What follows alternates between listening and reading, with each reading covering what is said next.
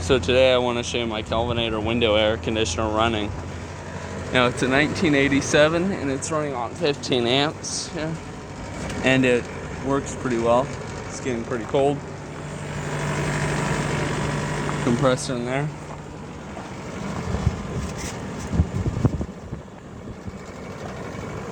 Here's the rest of the unit. Here. And yeah.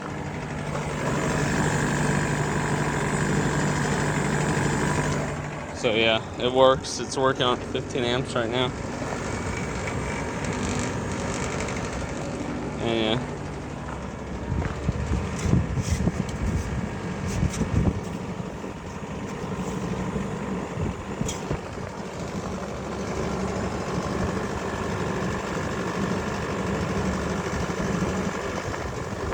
So yeah, it's working. It's getting cold, nice and cold.